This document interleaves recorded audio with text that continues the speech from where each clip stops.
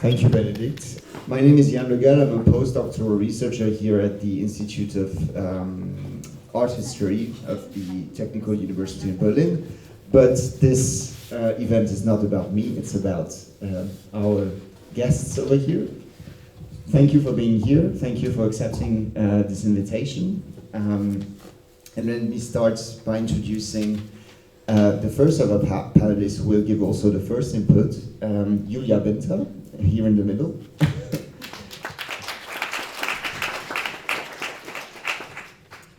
So Julia Binter is a social anthropologist and provenance researcher at the Central Archives of the Berlin State Collections. Until 2020, she was a research associate in the research project on collections from Namibia at the Berlin Ethnological Museum. It was a binational project led in partnership with the Namibian Museum Association. She obtained her PhD from the University of Oxford in 2020 as well, and her thesis, entitled African Cosmopolitanism and the Atlantic, investigates the history of trade, imperial contact, plunder, but also oral history and contemporary cultural practices in the region of the Niger Delta in today's Nigeria. She also worked as a curator at the Kunsthalle Bremen and as an assistant curator at the Weltmuseum in Vienna. And over there she conducted research on colonial entanglements, on the history of those two institutions, and she curated and co-curated the exhibitions The Blind Spot, Bremen, Colonialism and Art, and the exhibition African Lace.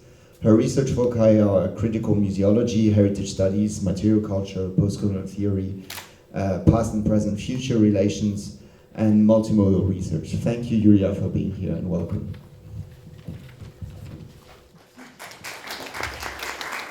Thank you so much for the invitation, and very grateful for the introduction. This is quite an introduction. I was wondering, can you pull up the slides? Okay, great. So when you approached us, the team of the Postcolonial Provenance Research at the Zentralarchiv der Staatlichen Museen zu Berlin, with the question of how to decolonize archives, it really made me reflect on what an archive is. And I had many more questions than answers.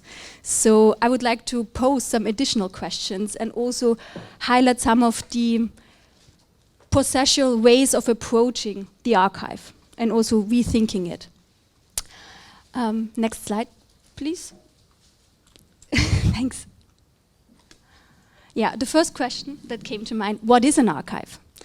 We might think of an archive from a Eurocentric perspective as something that has been written down, and particularly with concerning archives from the past 500 years.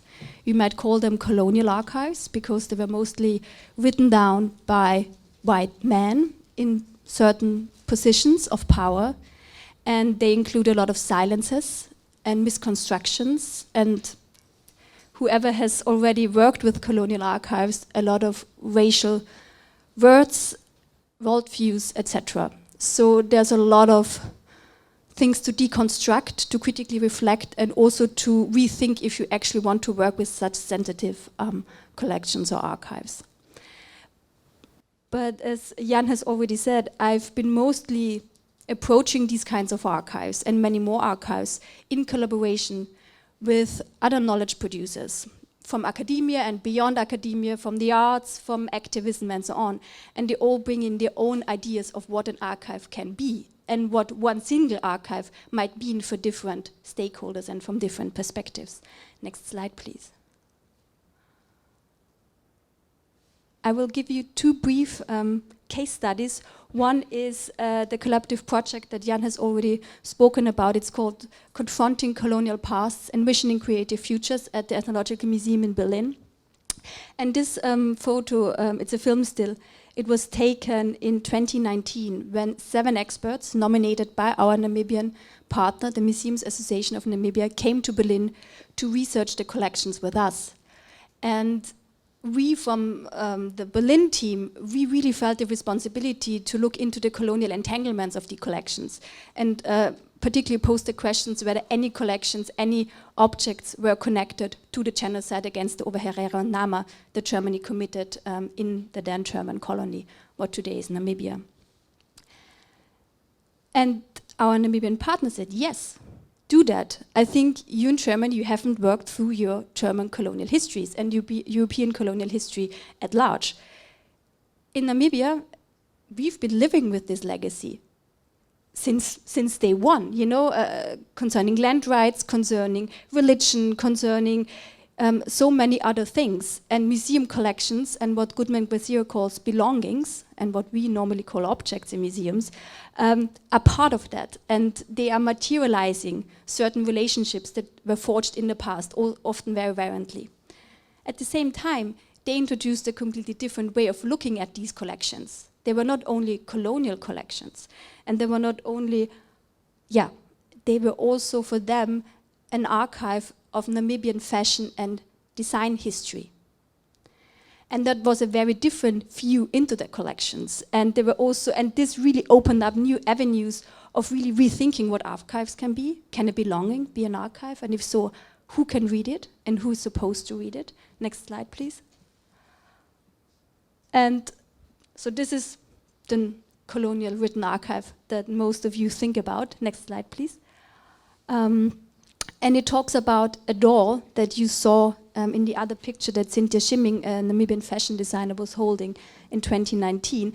And in the last sentence it says, a doll made from white and colorful cloth, children's toys, a children's toy, Herero. That's it. So when you think about decolonizing such an archive, what does it mean? You know, if we talk with Anne Stoler, reading it against the grain, what can we read it against? You know, what is a child's toy? The Herero, a group, you know, an ethnic group that was also invented during colonial contact and colonization, most of it. And so where do we start? I don't think that we can do it our own, sitting here and working critically with the colonial archives. Next slide, please. And the most important part for me was listening. And listening to the ways and methodologies that our Namibian partners, for example, Cynthia Schimming, brought to the collections, and in particular to this doll. And she, for example, for me, I would have read this as a tool of colonization. The man who wrote the toy was a missionary, and I went to the missionary archives in Wuppertal of the Rhenish mission and looked into the, it's a long story, but basically what I found out was that first he might have bartered it, like bought it via barter in the 1870s. That would have been before the official colonization of the country. And secondly, that it was, such dolls were sold in so-called sewing classes as missionary stations to teach young girls how to dress differently. And with that also to give them a new, and introduce them to new ideas of gender, of body, of also a place of a woman in society. So for me, this was a tool of colonization, of also colonizing the body of, in this case, Ovaherero women and girls. And Cynthia said, no. For me, this is a key object in Namibian fashion history. Because these kinds of dresses, it's called a Victorian dress because it's related to British fashion of the 19th century. We, as Ovaherero women, we proudly wear this today as sign and expression of our cultural identity.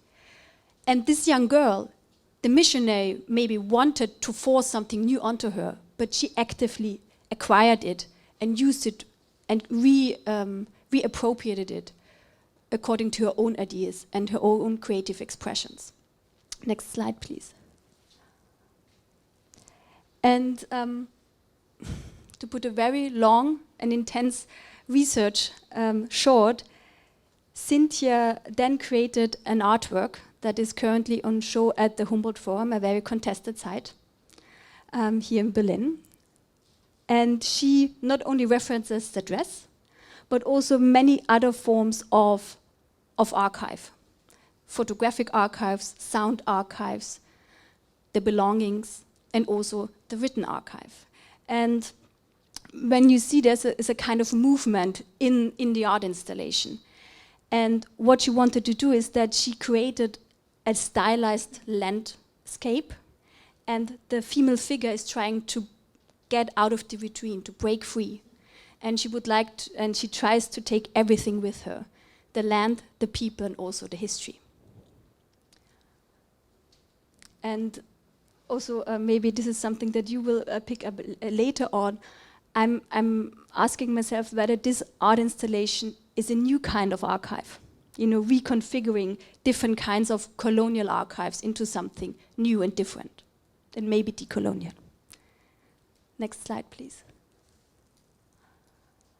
And then another big question: what is the colonial archive? I've spoken a lot about it, but I would like to give you a different example. Next slide, please. This is a view of one of the rooms of the exhibition The Blind Spot that I curated at the Kunsthalle Bremen in 2017, and it was looking into the colonial entanglements of a European art museum. So not an ethnological museum where it's quite apparent that there are colonial histories, but a European art museum. And in this room I tried to reconfigure and bring in new perspectives. And one of the ways in which I was trying to do that was to also look into other art histories beyond Europe and the West. For example, African art histories. Next slide, please. And this is an example. If you look at ethnological museums, nearly every ethnological museum has an artwork like that. It is pretty unmistakably Queen Victoria, then the Empress of the British Empire, created by a Yoruba artist in then a British colony of Nigeria, whose name and whose biography was not recorded. And again, the first inclination might be, so is this a sign of submission to the empire, to the British Empire, if you create a statue, a figure of Queen Victoria in a Yoruba-style art history? And next slide, please. And if you look into the Western colonial archive, you might also find references of where the unnamed undocumented Yoruba artist might have taken inspiration for this artwork. And it's these kinds of postcards that were distributed throughout the British Empire. It even says Victoria, Queen of Great Britain and Empress of India. So there is a very strong colonial reference there as well. Next slide, please. But then again, you might want to ask different questions, not just about the provenance, how these objects was dislocated and brought to, in this case, the Überseemuseum in Bremen, but also how it was used and who used it. And recent research by Sacred Kingdom, for example, has found out that these Queen Victoria statues were used in households and displayed in households of Saro. And the Saro were formerly enslaved people who had been freed by the British, but not brought back to Nigeria, where they were sold, but to a different British colony, Sierra Leone, where they were introduced to British education, mostly missionary education, and then later on asked whether they would like to return to other British colonies. So a lot of the so-called Saros from Sierra Leone went back to their former homelands, to Nigeria, and formed part of the new colonial elite. So because they were writing and reading in English, they would be part of the administrative systems, and also given the fact that they had been enslaved and sold by their Nigerian compatriots, they might have also had a kind of conflictive relationship with the elite, the African elite that had already been there. So the question is, why would the Saros then display Queen Victoria statues? Was it really a submission to empire? Or was it maybe also a sign of freedom for them? And then on top of that, and now I close, you can see here Virginie Kamtscher, chairwoman of the Africa Netzwerk Bremen, who and the network accompanied were like critical friends to the exhibition, and we were consulting throughout the whole research and curatorial process, Virginia Kamche brought in a new layer and a new archive that only she was able to access, which was that she is a descendant of a kingdom in northern Cameroon. And she looked at the statue and said, oh, that's really interesting how Queen Victoria holds her hands. I'm not sure if you can go back, just, sorry. It's this posture where the hands are on top of each other. And if you look at the postcards, it's not, you know, the queen actually holds a fan. And she said, you know what, I remember my grandmother, the queen, every time she went into public, posing like this with her hands, one hand above the other. And it was a sign of royalty and of dignity. And she would have always used this kind of posture. And you know, it's northern Cameroon, this is Nigeria. There might be similarities in royal posture and of female royalty in this part of Western Africa. That might have also been an archive an archive of knowledge and also performance that the Yoruba artist tapped into in order to create this artwork. Can you go back to the last slide? And so yeah, so my conclusion would be the archive can be many, many things. And we, from a European perspective, only working with Eurocentric and colonial written archives, will never be able to tell the full story or multi-perspective stories. We need different partners from around the world to bring together different perspectives.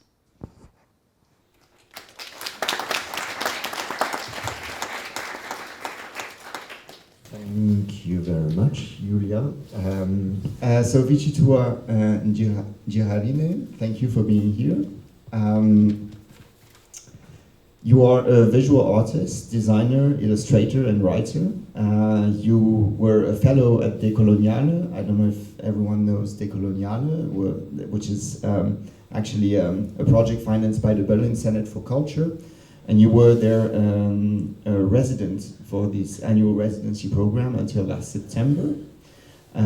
You organized and co-organized an exhibition in that context, but before that you also received the Gerda Henkel Foundation Research Scholarship, and you worked in collaboration with the research center Hamburg's Post-Colonial Legacies, or Hamburg's Postkoloniale Erbe, a fellowship that included also another exhibition at the MARC, the Museum of Rotenbaum in Hamburg, and the Galerie in Bassi, also in Hamburg.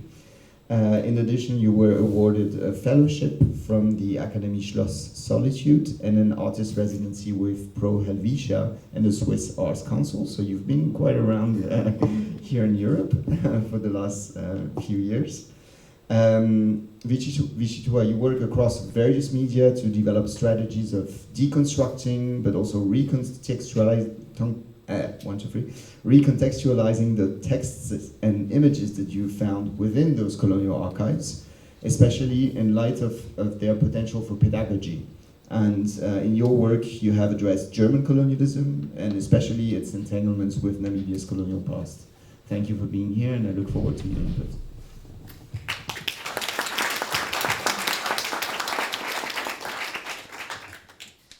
Thank you for having me here. So I will just present a little bit about my work and my approach to the Colonial Archive, and then we can have a discussion about that afterwards. Okay, so we can go to the next slide, just to kind of go over my sort of talking points for today. It's really sort of about questions that I had going into the Colonial Archive. And the pictures that you see here are from the MARC Museum. And this was kind of one of my first big projects working in sort of like a quote-unquote official archive, and combing through about like 1,000 photographs that were taken during the colonial period in Namibia, and just working with these photographs and what they kind of signified. So the questions I had were, very kind of obvious, like what is in the collection, What are the collection practices? How are the objects stored? Who has access to these objects and photographs? And what are the missing gaps? And yeah, so in sort of trying to figure out these questions, I think that's sort of where my sort of quote-unquote methodology sort of came from. Next slide. So yeah, so this is just kind of digging a little bit into the process or methodology, and this is something that a colleague of mine who's also from Namibia and who worked on this project with me, and we've been collaborating for some time, Nashilonga Shipwemushanja, and I sort of synthesized some sort of idea of like what our process was back in, this was in 2018. But firstly, one of the things that sort of was important for me was the realization that these types of spaces and archive spaces were not really spaces that considered people who look like me. And the photographs and the objects that were collected were not really also in consideration of people who look like me. And in fact, if the Colonial sort of project had been a successful one, somebody who looks like me may never have come across these kinds of objects, and particularly thinking about the history between Germany and Namibia. And so for that, was kind of a way for me to see that, okay, this is like a fiction that has been fabricated. It affects people who look like me, but doesn't consider really like the implications. So with this in mind, I also kind of thought that I could take certain liberties to kind of make sense for things for myself, and seeing, you know, how I can sort of put myself in this story in a way that's sort of empowering for myself. And one of the main things that I kind of took from this was the idea of creating intimacy between myself and these objects and the photographic subjects as well. And so, yeah, this is sort of a little bit of a breakdown of how we sort of went through it with sort of digging and mining in the archive. Then obviously with a critical analysis, but also sort of smuggling certain ideas into the archive or in and out of the archive. And then like the idea of curation, creating some sort of like new way of seeing or imaging what we were dealing with. So next slide. Okay, this picture is a little bit, something happened to this, I don't know, sort of is edited, but I mean the important information is kind of still there. But this is a picture of an inventory card, an example of this at the Mark Museum that had information about like who took the picture, where it was taken from, sometimes something about what is in the picture, but sometimes not, and always with a sort of a lot of information missing. And then just kind of going back to this idea of intimacy, which was something that allowed me to create space for empathy and compassion, which I think is always missing when you're looking at photographs of people that seemed, you know, from a distant time, and also from a place that doesn't really feel or seem like the place that I come from. And yeah, so this ultimately helped me to sort of create a different understanding of what I was looking at other than what I was told that I was looking at. So next slide. So this was one of the works that I worked on during this process, and I titled this work Mirrored Reality. And again, using the inventory cards from the museum and blowing these up and replacing the photographic subjects with a mirrored surface, and really just playing on that idea of reflection and self-reflection, which I think is also like a really important part of the decolonial process. And I think in a lot of my approach to this, it was sort of this personal approach that sort of goes inwards, thinking about empathy and compassion and certain kinds of emotions that are missing, and perhaps trying to like project that outward. And with this work specifically, I wanted it to be about self-reflection and people looking at themselves either as a society or even as an institution, with different aspects of the space being reflected in the work. So then we move on to the next slide. And this is just kind of a precursor really to the next slide, that, you know, speaking more about imagination and the politics of display. And as I mentioned earlier, my approach to this was that these are photographs that don't necessarily represent any kind of truth that I can relate to. And so I brought in this sort of element of play, and particularly dressing Black women who were photographed naked, and adding sort of different layers to that, and that in itself also changing the context of the photograph for me, or sort of changing the way that I could read that photograph, from something that is more vulnerable and dehumanizing, and to something that is somewhat empowering and even daring, I would say. So that's one work, and this work was also inspired by a poem called Our Grandmothers by Maya Angelou, which I think is a really profound and important poem, particularly when speaking about the liberation of Black people. So we move on to the next slide. This is another work that I did. This was actually earlier this year, pertaining to another collection of images and objects in Switzerland.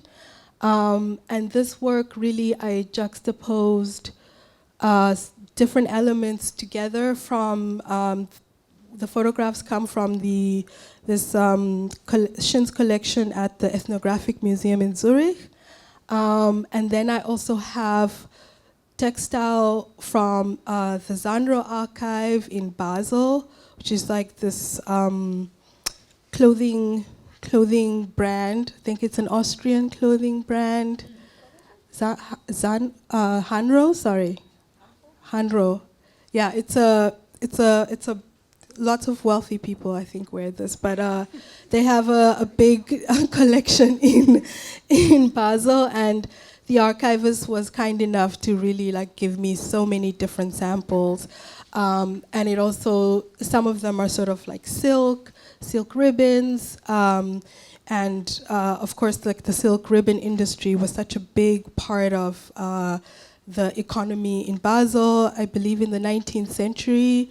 And so I wanted to kind of bring all of these different elements together and juxtapose them as well with elements from Namibia, and really focus on like the objects and the materiality of the objects, but also the objects themselves representing a form of knowledge, even within the making of the objects. For example, with a costume in pre-colonial times, you know, thinking about like the sort of trade routes that a certain object would take, the different hands that would come together to make that object, and just that source, or that possibility of making something itself, representing a form of knowledge that has been, you know, changed or disrupted, and what it would mean to kind of like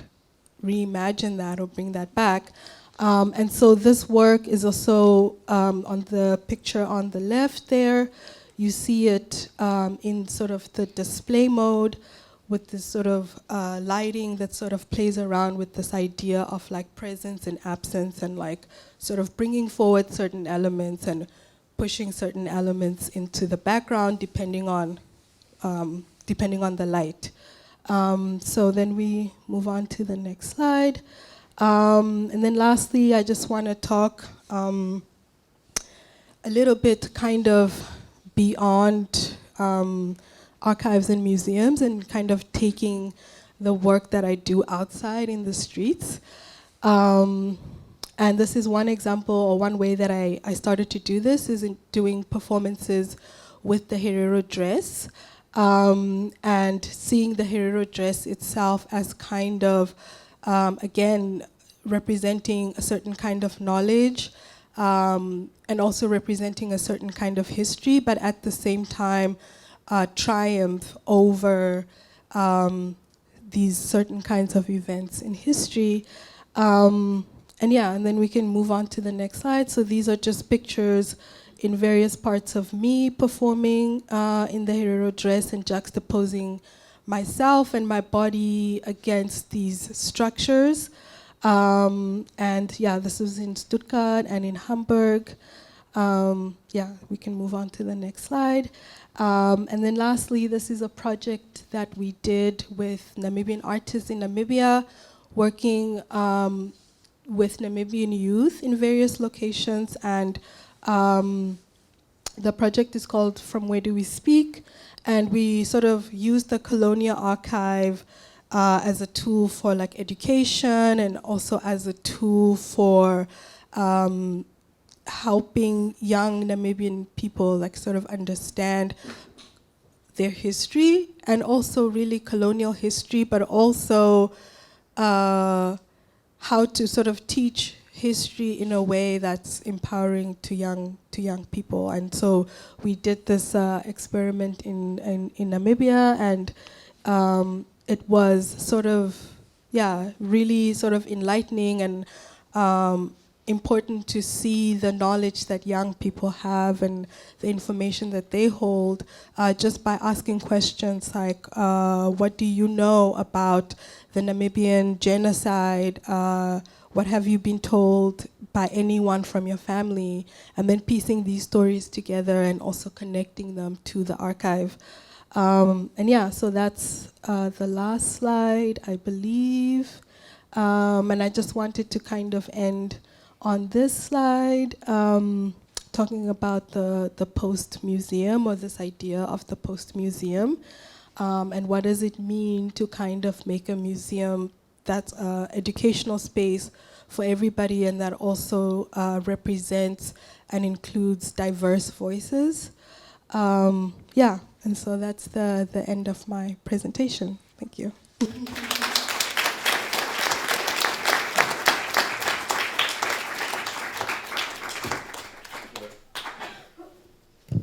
Thank you very much, Vitjitua.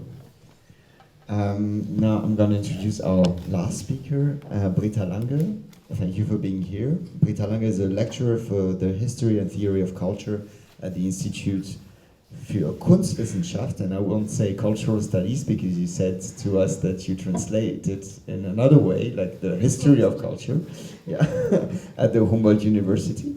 And Britta Lange is a leading scholar in the field of photo, film, and last but not least, sound archives.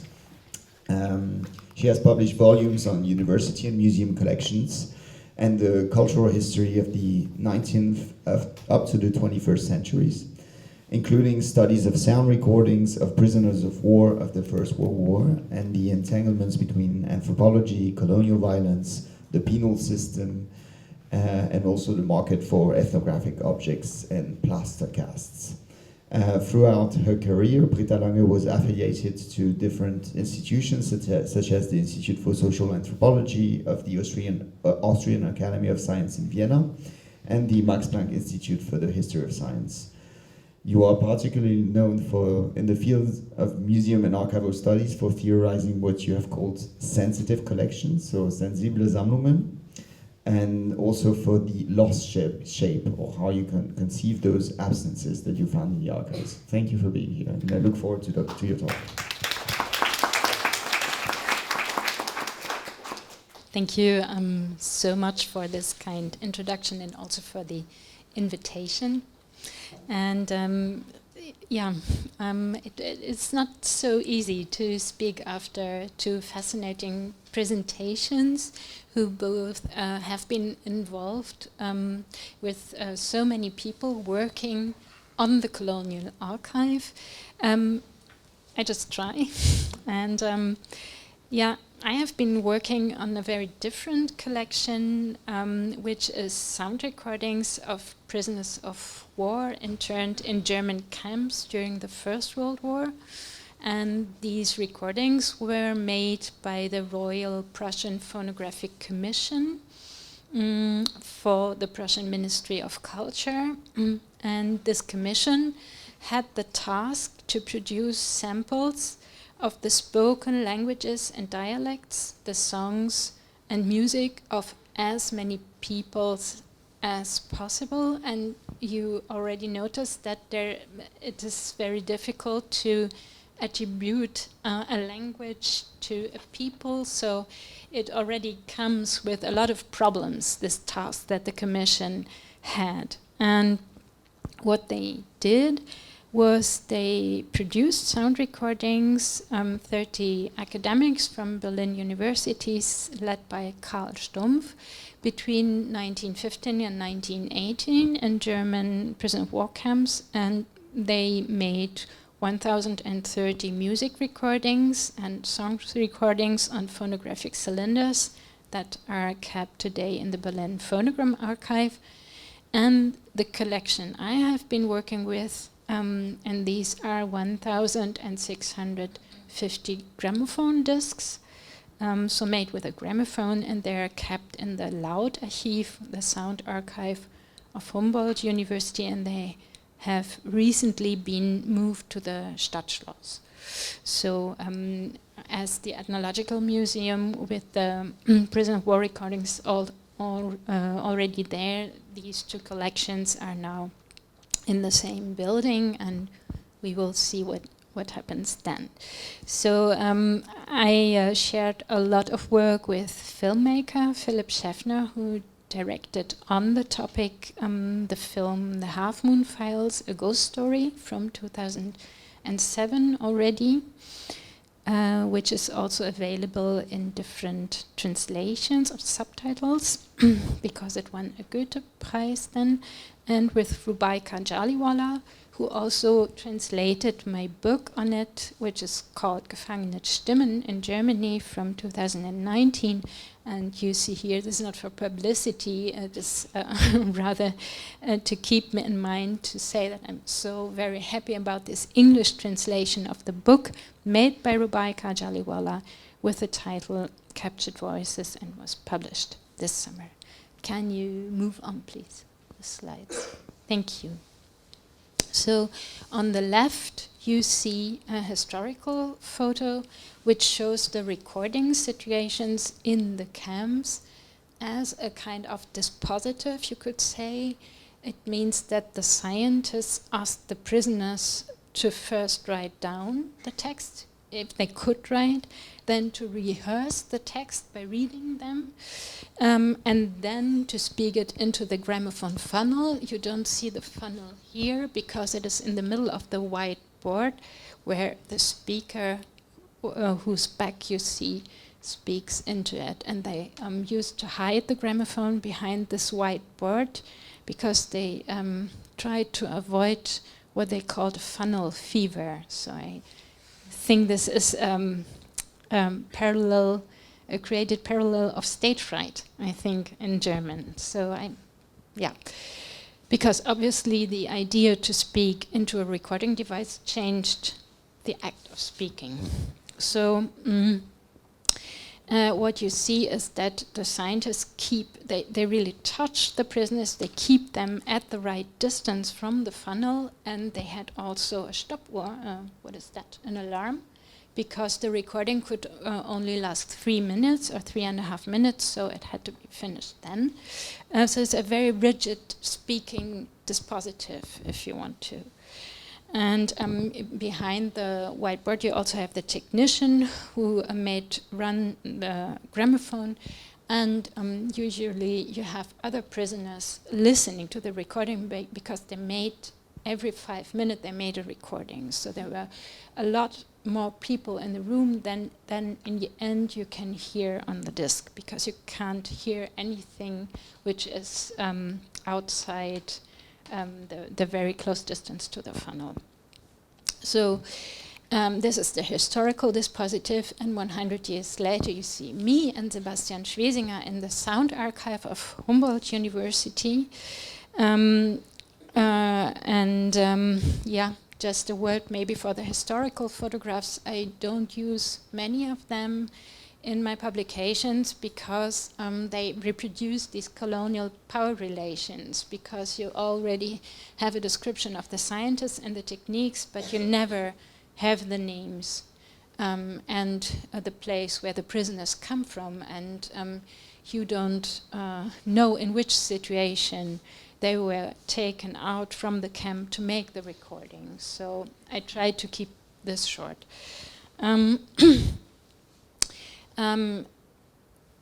It shows what the situation must have been like, that you have an encounter of white scientists who were also on the side of the war, not winners, but who are on the side of the interning institution, whereas you have the soldiers, and in many cases colonial soldiers from the French and British armies and the army of the Tsar, used as scientific objects, so they are at least in a doubly subaltern situation, if not a triple subaltern situation. So in my book I've been, doesn't matter, writing on 3 dimensions of the sound recordings. I keep it very short because so that we have time for discussion. The first is that I dealt with the history of science. That means I looked for epistemes, for the institutions, for the networks, for persons involved. Thank you so much. Thank you. For the disciplines, the techniques, and the scientific methods. 1. The third dimension I examined was biographies, or biographical dimensions. So the speakers as historical persons with a background, their living conditions in the camps, and their speech acts. And my questions were, like Philip Schaffner's questions were, what did they tell about their lives, the war, the camp, maybe their home, and why did they speak, under which conditions, and why did they speak at all? And the third dimension is what you could call a history of listening.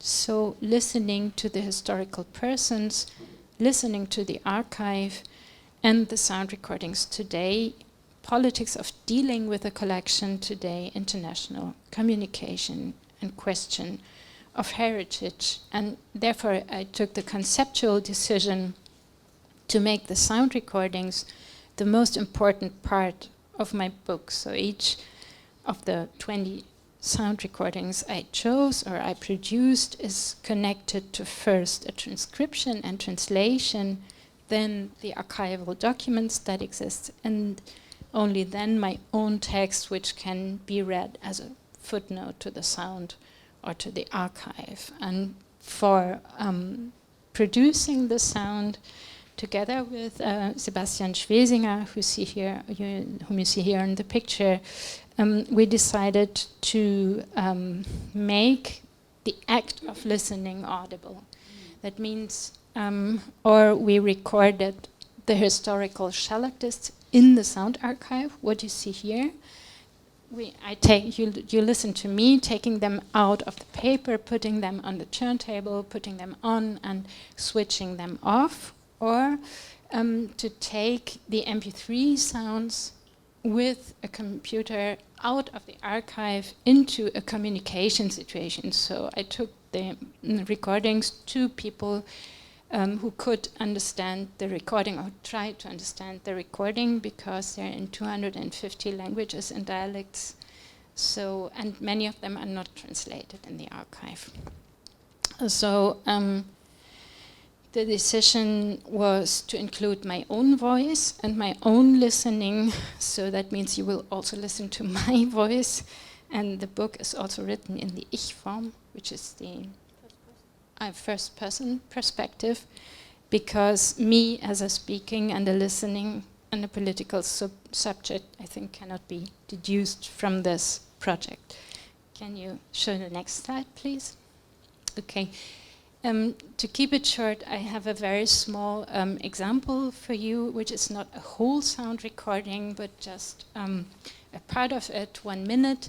And it is the sound trailer, if you want, of the book.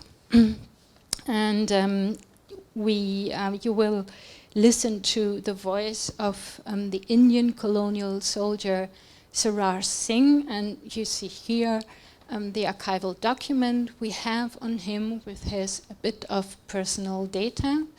And he was recorded in 1917 in the Half Moon camp in Wunstorf, that is not far from Berlin, 40 kilometers south. And it was a special camp, a political camp, because people and the Ministry of External Affairs thought they could influence the colonial soldiers to make them surrender to the Germans. So you will listen to a part of the voice of Sarar Singh, to my own voice, and to the voice of Rubaika Jaliwala, who is the translator of my book, but who also helped me to translate the sound recordings from Hindi, or to retranslate it, because you see here that there is a historical translation which can be revisited today. So, yeah, can you please play the sound recording?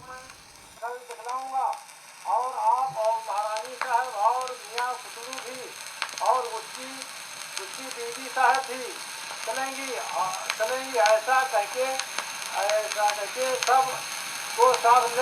सबको सब ले और एक खटिया के नीचे पहुँचाया, सबको बैठाया और कहा कि चुपचाप रहो.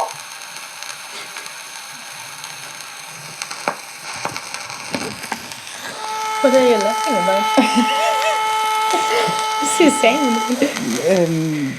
Because it just ends in a very funny way. I mean, you can imagine everyone sitting under a bed and being told, sit quietly, don't say anything. So that's it.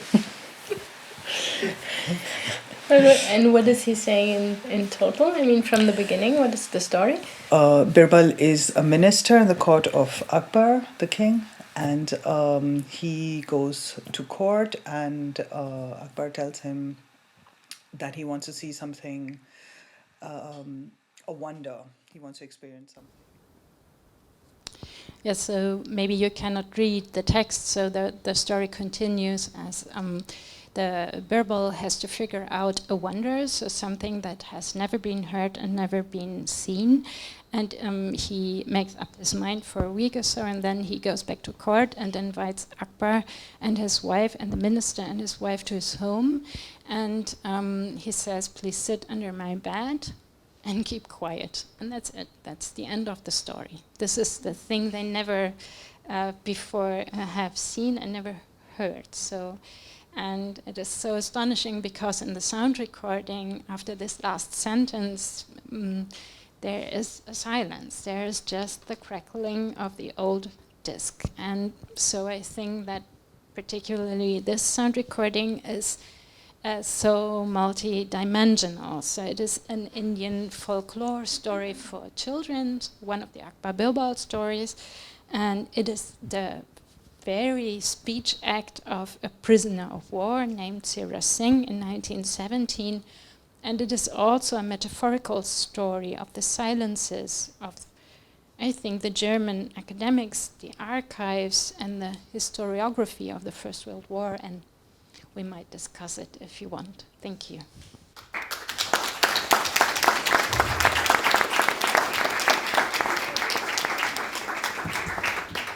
Thank you very much also for this multimedia entry into your work. I had prepared quite a lot of questions, but we've been sitting here for an hour, and I know that Foga has prepared also a response to the theme of colonial archives and the debates that we want to speak about, and we want to also discuss with you. So I would just ask one question to the three panelists, Because so the first question I had was about colonial archives. What problems do they pose? But you've already kind of answered that question in your talk. You talked about bias. You talked about reproducing power relations by showing those archives. You talked about the gaps that you cannot really fill. You talked about archives missing empathy. Or policies of access, for example. You talked about also the lack of movement and the rigidity in those archives. So this question will not be the one that I will ask. But there is another one that I really want to ask. When you identify all those problems, and when you start working with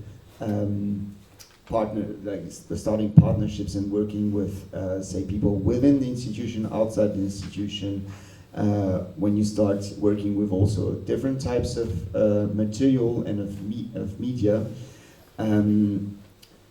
by addressing all these gaps, all this bias, how do you think that the new archives and the new stories that you develop be productive, or how are they productive for decolonial and ethical futures? That would be my question. Perhaps Julia, you want to start? Such a small question.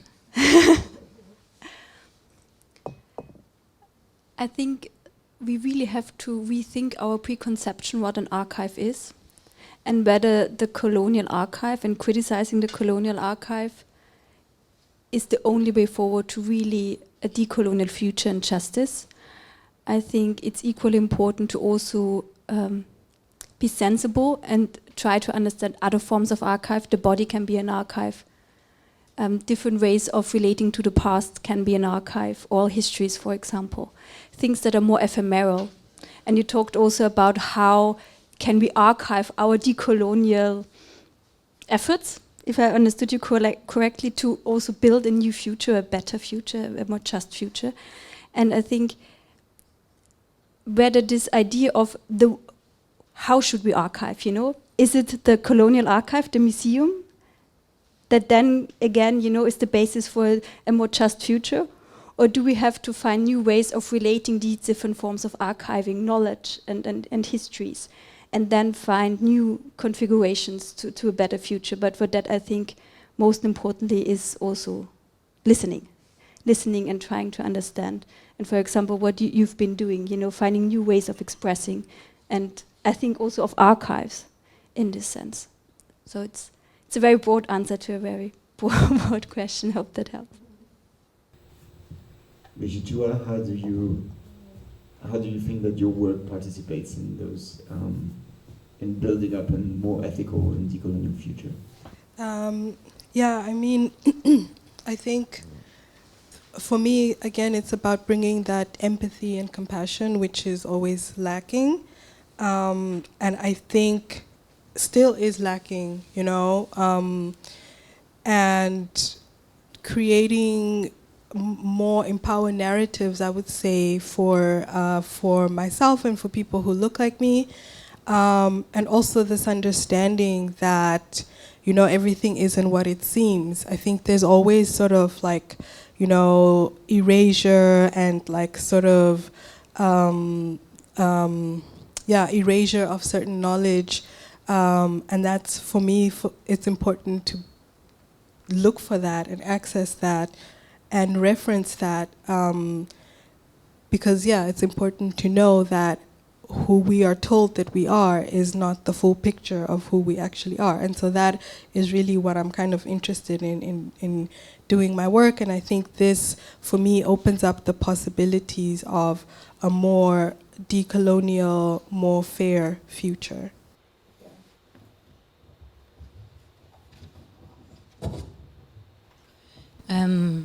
I find this a very powerful statement you gave, as it is also about empowerment, but also about imagination. And this is something I very often cross as art. It haunts me, like a kind of idea that we have this very Prussian notion of archives as knowing everything and having in order everything and as full of evidence.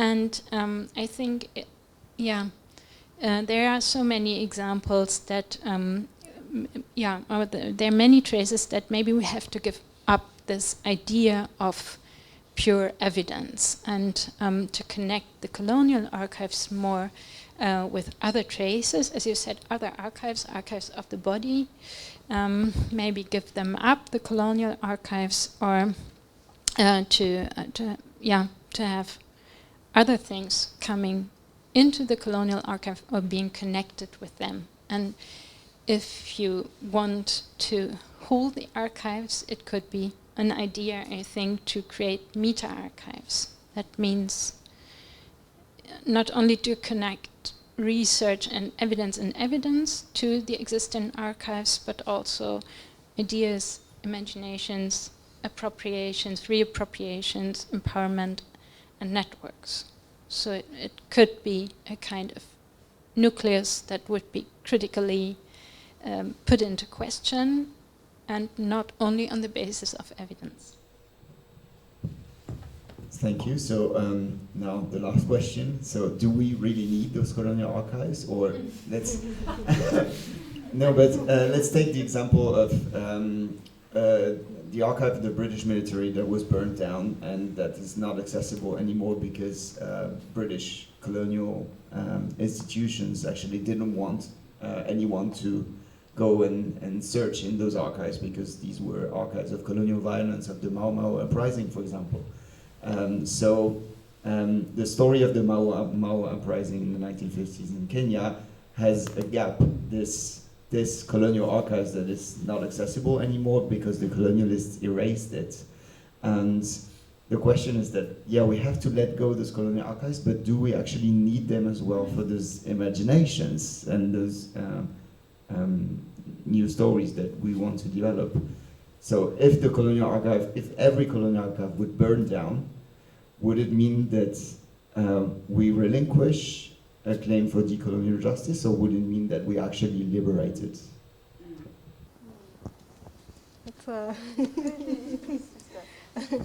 That's a loaded question. I mean, I would say maybe we would be liberated, Maybe I'm going to go a little bit on the radical side of things and say, like, we don't need colonial archives. And I would also argue that is there a gap in the Mau Mau rebellion, in that history, or are there sort of other traces within communities within Kenya with oral histories and all of this different kind of stuff? So I mean, I would go with that position, but of course, like, these institutions still exist and they're still operational and they're still, and so then in that case, it's also like, okay, how else can we counter this? What else can we do to not only just, like, in a way also subvert the colonial archive, just instead of maybe perhaps centering it, putting it to the side and not making it sort of the thing. And this is also something that I question myself with the work that I do and sort of digging in more and more into archives. And I'm like, at some point, I think you're going to have to give up this archive thing, But it seems like the more I do it, the more I get pulled in. So, we'll see. But I think really the most important thing for me maybe to think about is how to decenter it,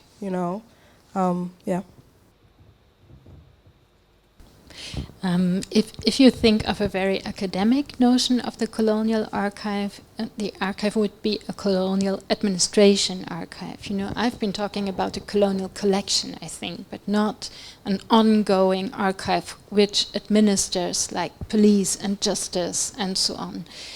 If you're thinking about these archives, police archives, Justizarchive, what is that? Judiciary archives and so on, they always have the problem that they are, from the perspectives of subaltern studies, they are contaminated because they are poisoned, because you can't, if you go with Gayatri Spivak, you will never find the voices of the subalterns in it, because they are always distorted by the aim of archiving, because the archive was not made for history, but it was made for the police and justice. So always keep that in mind. And if you want to do restitution or to attribute names to historical persons, my experience says that it's very often not possible, because even if you find names, they are often spelled in a very wrong manner. This is also something we know from the Spivak thing of the widows and so on. So the colonial administration archives have systematic problems, and they cannot so easily be used to re-attribute names to historical persons. So this is not an answer, but yeah. Thank you so much. I agree with both of you. What is the colonial archive? Is it an administrative archive with the intention to rule and subordinate and oppress? A written archive, maybe including photographs taken by Europeans?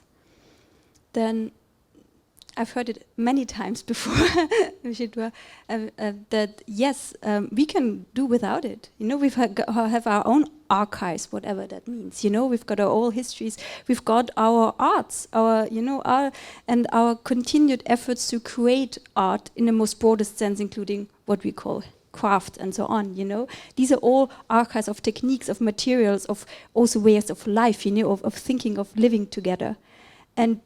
For example, the Ethnological Museum here in Berlin returned 23 objects to Namibia in May of this year. And the first step they took was, the knowledge of these collections reside in Namibia. So first of all, we don't want a written archive.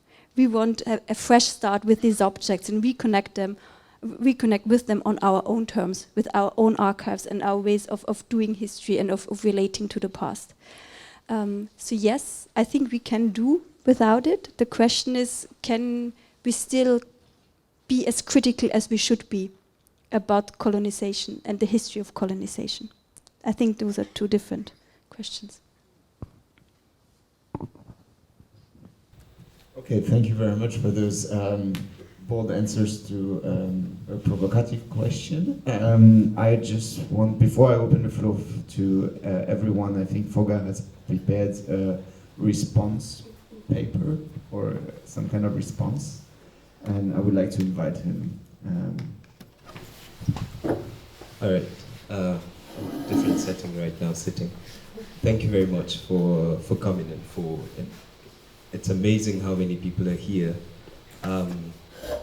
When I sat with Yann Ange, conceptualizing what this conversation would look like, we could have not imagined who would be in the audience. We had an idea who we wanted to have as guests, and we were not even sure if they would reply to our emails or all of these kinds of things. We were seated on a cold September day, which is still supposed to be hot, kind of scantily clad for that weather because it got really cold, and we were conceptualizing about the Colonial Archive, and the impulse we got was, what if the Colonial Archive burned? Not in some grand gesture of decolonization, but for the simple consideration that we wanted something to warm ourselves with. And we thought a burning Colonial Archive would be a fire we would willfully gather around to witness the destruction of a colonial monument, of a monument to colonization, but also sort of as a starting point to conceptualize of new futures. And in that light, we came up with this panel, and essentially what we were thinking about, actually we prepared like a very long response to this, which went 4 pages because there was so much to rant about. But then there's just a few questions I want to throw in terms of what our considerations for this were. And it was not just if the archive was written already, or if the written archive could be taken as facts, because as we know, those things we consider facts within the archives themselves are only myths that have been ascribed power and have been put within a certain building, usually climate controlled, and where access is sort of restricted. And so our conversation didn't just end in who can get into the archive and under what conditions they get into those archives, but what we can expect to get out of those archives. What, when granted permission to go into the archives in the first place, you can expect to get out of it, to use that information for. Clearly, when you go into the archives, there are certain points where you're even told by museums, yes, you can do research in our archives, but you can't use it for restitution purposes. And so how do we navigate these spaces? Of course, you talked about Anna Stoller, who talks about reading across the cracks and reading against the grain. But the thing is, then, is the archive itself a source, or is the archive something that is still in the making? Can the archive be a question? Can we consider the archive, beyond being a source for knowledge on colonization, can we consider it a continuing practice of colonial control? If we consider it as such, can we, beyond inventing new ways of writing archives, invent new ways of reading those archives? Are we limiting our conversation so much on access in the archive and not so much on what the archive can give us? But also, and it would have been great if Pramona Sengupta would have been here, who has done amazing work also on the embodied archive, on the body as an archive, on the survivor as an archive. But beyond the survivor as an archive, as we know, the colonial archive also has a lot of connection, intricately linked to death, to the fact that before information goes into the archive, the person whose information is archived must be dead in 10 years or so, and that we conceive of the archive as these very clear structures, but also that the archive in itself is structuring. Can we go beyond these considerations of the archive to talk about also embodied archives, not just of the voice, but that the scar on my back tells a story on its own, that I do not need to go to consult a colonial archive in order to prove that I've been or have witnessed colonial violence. Macron was in Cameroon recently, and when he was asked about what France was going to do about the genocide that happened in Cameroon, he said, well, you know, we will open up the archives and then you can, as if someone in Cameroon has to travel to France with a broken arm to prove in France that their arm is broken. So again, there's still that sort of control, the centrality of the archive. And hopefully we can open up this conversation beyond these questions, ask new questions, but beyond preparing or making better the colonial archive. Can we think of what a decolonial archive looks like? Or if a decolonial world needs an archive in the first place, and if it needs that archive, what should it be like? And Promona, again, has, with a group of comrades, Captain Pro, she would call herself in this context, conceptualized of an archive that also really involves care, involves relationality, involves time travel and displacement as an intricate part of the archive. Can we also consider an archive that is self-destructive, one that outlives its purposes, and one that does not outlive the story that it seeks to tell? Can we think of an archive that is not bigger than the story that it tells, an archive that is not bigger than the object that it seeks to reduce, and make the archive itself a subject of questioning? Yeah, these are some of the questions I just wanted to throw into the room, to throw a little bit of confusion into the room, because again, as Promona Sengupta says, confusion is a highly generative state. Thank you.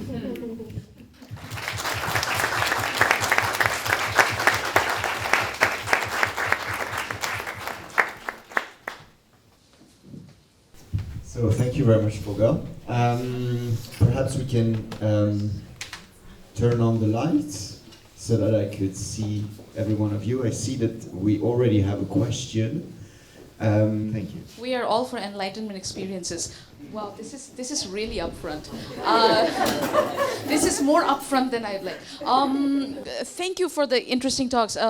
My question is actually for Dr. Britta Lange. I am from India, so I happen to speak the language that is being spoken there, which is Hindustani. My question was more in terms of the way in which, because like I quickly read up on your book, and in the blurb you talk about the kind of care that one must take, and about, you know, the kind of translation that one can even make out of it, and what histories do those generate. And also taking a bit also from Foga, who is always so, you know, wonderful with his responses. I think it is, I quite agree with the idea of like what happens to an archive when we decenter it, like, right, in terms of it, right? So in this case, for instance, I'm wondering about the larger questions of translations that you encountered when you were looking at that. Because, for instance, I'll give you an example. This is also something that Foga just now said, right? Like, even if you have access to that archive, it's about who can have access to it. How do you even make use of it? I'll give you a small example from the particular question that you made, right? But from the particular track that you played. The track that you played, if I had to use the metadata to classify it, and that's of course where coloniality of knowledge works right now, and you know, archives are coloniality of knowledge, deluxe edition. It's the fact that it is a Akbar Birbal joke, which is in many ways, if you ask like someone from the subcontinent, it is a convention that is being, it's like, you know, 3 people enter a bar. That's the setup. One day Akbar asked Birbal. That's the convention. So the convention that is not then translated, like, I mean, this is perhaps too short a track in any case to do that, is the convention of that particular silence. And the way that, for instance, you spoke just now, it's about the silence of the archive as well being symbolized. I'm trying to sort of think about if the labor of translation that we are then basing upon these objects that we find in this colonial archive is also something that we have to look at critically, and like just about the colonial again thing that you've already mentioned, and if that was part of the, you know, whole question that you dealt with in your book, and if that's so, how did you deal with it? Thank you so much. Thank you so much. That were wonderful questions. More than one. Thank you so much. I tried to answer it. First of all, accessibility. That was one of my wishes to translate the book, not for my career, but that it exists in English, because the metadata of the collection are still available only in German. It's a German university collection and a German database, university database collection, where you can find something about the recordings, but you don't have it in English. So the idea was to at least translate my book, which only gives a small insight, to make it more accessible, because this is a political claim, I think, that university should bear, to make known that these recordings exist. This doesn't mean that it is interesting to everybody in the whole world, but it is not a solution to keep it only in German. So you're asking completely right questions. The book is about this question of translation, and I tried to differentiate between different sorts of translation. One is the language, and what I tried is to have more than one translation per sound file, because you have, as I had shown, you have a historical translation and sometimes you don't have it. But if you retranslate, you will have a different translation. And I did that with a lot of sound recordings. And it is also very difficult to listen to it. And you need a lot of knowledge, which I don't have, because the sound recordings are 100 years old. Some, as you said, are called Hindustani, but in reality, they're a mixture of Hindi and Punjabi or something. All things I cannot know, because you have a history of 100 years of language transformation in it. but you also have a history of the context, and the context of an Akbar Birbal story in 1917 in a prisoner of war camp is completely different than from a bar with 3 persons, as you said. So what I tried is to have the historical translation and more than one recent translation.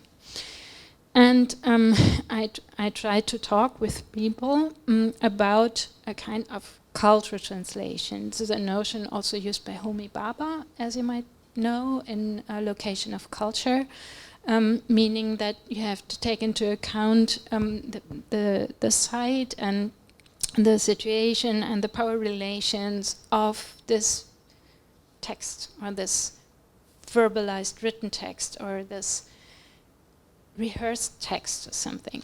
So yes, I try to consider these different kinds of translation, also the technical one, and so on. And my experiences in India were very, for me, were very,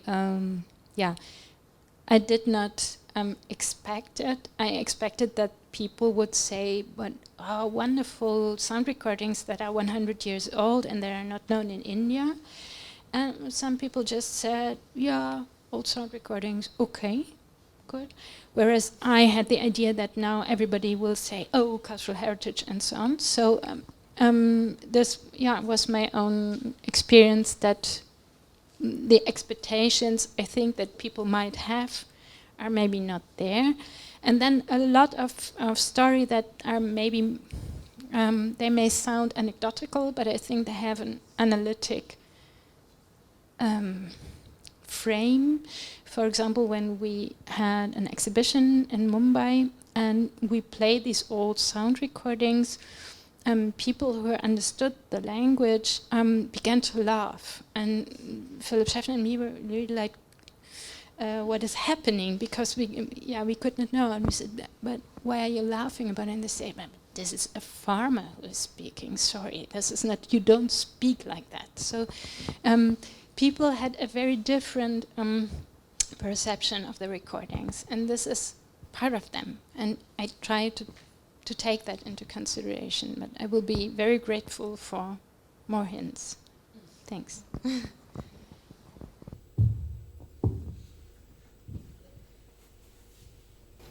Thank you. Another question, perhaps? So I would like to kind of reiterate the question that that you have raised about whether we need Colonial Archive, because my experience with Colonial Archive, or rather Imperial Archive, is with also struggling with the absence of data. So just to elucidate a little, so I was working with people who survived from the massacres committed by South Korean soldiers during the Vietnam War.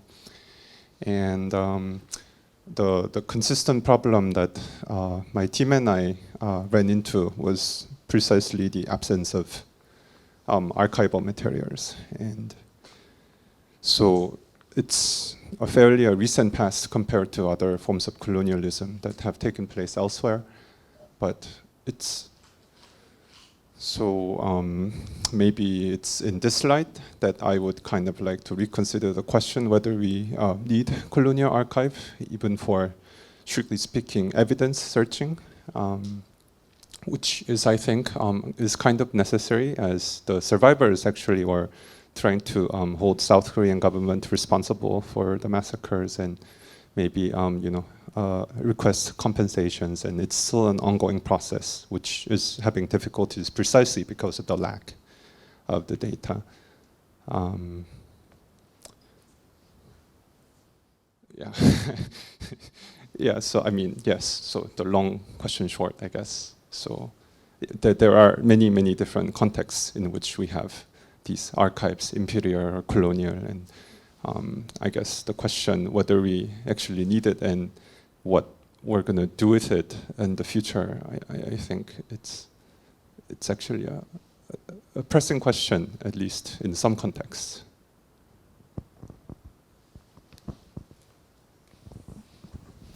Maybe you, because you posed a question. Maybe also add to that. First, perhaps someone from the panel, and if not. If I may, thank you. And I think that we really need more difference in this notion of what is a colonial archive, because what you said precisely hits at a certain kind of administration that links the archive to justice. And if data are lacking, you maybe cannot do justice to historical persons. And I think this is, in this question, the archive is really needed to do justice and to have this truth about what person was, welches Unrecht welcher Person geschah, what injustice was made to which person. And this is a different notion of the colonial archive than heritage, for example. So, very short. I guess perhaps maybe that could be the sort of leading point to the question of like what archives can exist, you know, like can we have an archive that exists for justice? And yeah, maybe in our rethinking of archives or something like this. It's just something that I'm thinking about now. And again, what I said earlier about, I don't know if we need archives, but perhaps it's also important to kind of decenter archives, or maybe redefine even what archives are. But then again, I mean, the whole notion of the archive, right, like you said, it exists for the state, and that may not always align with the interest of the people, but rather with the interest of the state. And so there's also like something else to kind of think about as far as like what kinds of changes do we want to like think about or make as a society. So yeah. Tying in with what you said, unfortunately I can't remember the colleague's name, but there's a beautiful work on justice in the war of ex-Yugoslavia. And the International Court of Justice in Den Haag actually invited female victims of violence of this war to testify. And also thinking, for example, in South Africa, the Truth and Reconciliation Commission, where also different forms of archives were valued to find peace and justice. I think, you know, again, you know, is there possibility to rethink what an archive can be and link it back to justice? But then I think colonial power structures and knowledge regimes are very hard and to get rid of, because in the case of Den Haag, women were using different ways of narrating and also of referencing their own experiences that were then not found evidence enough to commit someone of a crime or not. So I think those are questions: who is heard and whose knowledge of the past is valued, and particularly with regards to justice. Maybe, sorry, I was also talking to you. Yes, thank you for mentioning the TRC in South Africa, because I think it brought, it didn't bring the restorative justice that perhaps you are looking for. It brought rather a dialogue in a state that had to reckon with its past and had to listen to these histories, but nobody was held accountable for the crimes that were committed. I actually think that your question is very essential, and in the work that we do on colonial crimes, I always think about rather building an archive of protest. So if you look at the work, for example, of forensic architecture currently, that is mapping crimes, war crimes happening in different parts of the world, but with archives of the military, but also archives of people recording with their phones, archives of people actually being stopped and searched by the police, being arrested, etc. You have a kind of imperial archive, the archive of the military, and you have an archive of protest that is there. And by putting them alongside or juxtaposing them on perhaps the same surface, then I think that their work kind of tends to produce something that might be usable in court. And this is why whenever I engage with those old colonial archives, I always think about trying to find a voice of protest, with perhaps not within the archive, but perhaps within other archives of protest, and putting them alongside. We're not looking for like court cases in front of Den Haag for crimes that were committed in 1893, but I think that this perhaps might be the way to go, so that some of those archives that are not recognized, voices, testimonies, etc., can finally be taken as evidence.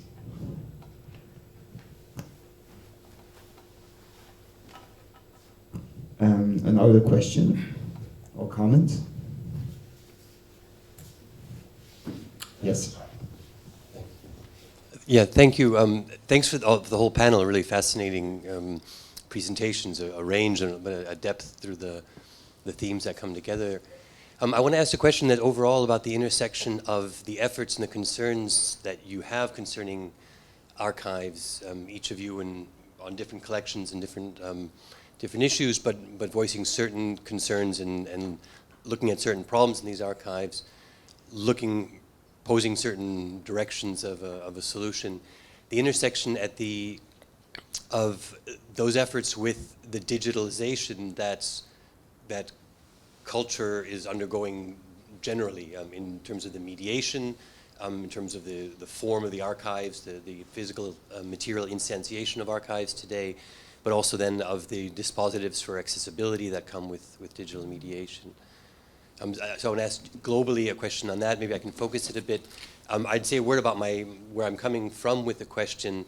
From 2015 to 2020, I was involved in the digital concept for the Humboldt Forum, for building up the presentation of the contents of the Humboldt Forum in the new construction. That work began under the Prussian Cultural Heritage Foundation and the SMB, the Staatliche Museen, but then went into the new construction, the new institution, and became what it is now. So my involvement there was looking at how to prepare a base of digital offering, digital applications that can serve this new forming institution, aware of the very, very challenged situation of the project and the pressures that are coming onto the institution and the collections in this new physical mediation in the new institution. So that's a whole other story, and I'd be interested in hearing your opinions about those developments. But from that problematic of how to mediate in this environment where these critical issues are present with collections in general, what's going on at the level of mediation? Do you see digital solutions, and I guess maybe this is the more concrete formulation of the question, to the problems and concerns you each have and you're working with on your collections? Are there digital solutions to those problems? Is that a horizon of help in those directions, or is it more a trend, or is it equally a trend problematizing, making difficult those initiatives and those ambitions?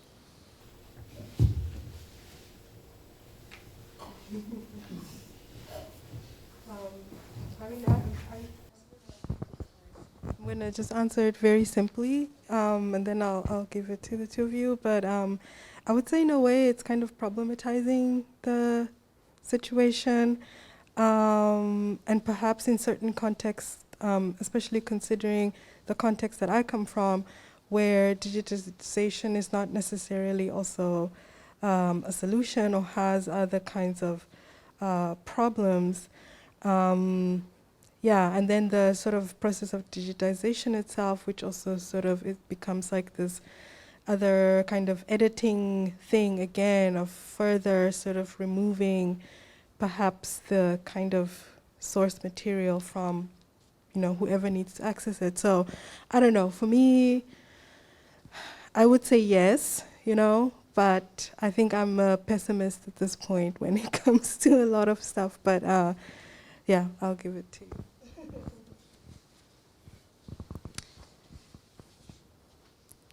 I mean, having curated an exhibition that is now on show at the Humboldt Forum, I have a very personal relation to that. I think it goes both ways, particularly with the Humboldt Forum, and it's a very contested history as a site, as a also landmark for heritage politics and politics of remembering, colonial history, the divided Germany, and so on. The question is, if the Humboldt Forum has its own, not just homepage, but also database, what does it mean? Is it reappropriating objects, you know, to also counteract this kind of contestations that come from outside?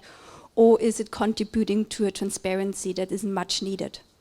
And I agree, it's something different if you can feel and touch and work with the material, the actual material, even if it's a paper archive, which also can be very re-traumatizing. However, I think that digitization of written archives, but also like just putting up photos of belongings on the internet is hugely important to create a transparency. And then from onwards, you know, maybe go into the museums, into the storage, into the archives, and look at the actual belongings or papers and so on. So I just think it's hugely important, despite, you know, everything. If I argue from the starting point of a sound collection, I would say digitization is very helpful because it makes circulating the recordings much easier. So if somebody from a region in India asks to listen to a story, it is an email you can send. These objects are already immaterial because they are sound recordings. There is the Sherlock disc, okay, this is one thing, but the recording has this kind of immateriality. For me, the question is not so much about digitization, but more about policies.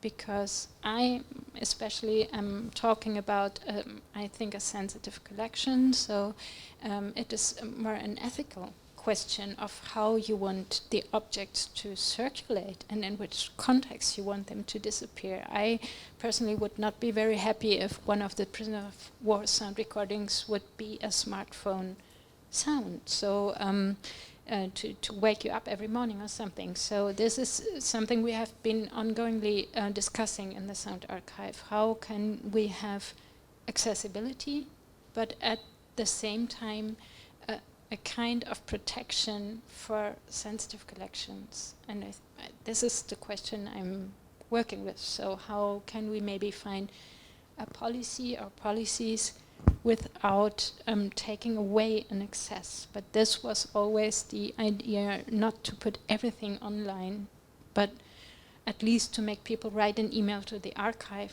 ask for something and tell them, yes, you can get it, but please be aware of the historical context.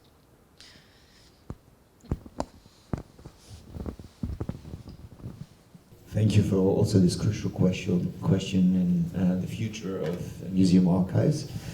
So thank you everyone for being here and attending this session. Thank you to Britta, Julia and Vitjitua for being here. Thank you to Yann LeGall and Khondker for organizing.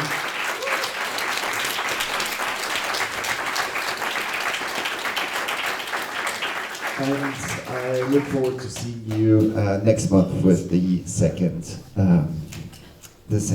KuK-Tuesday.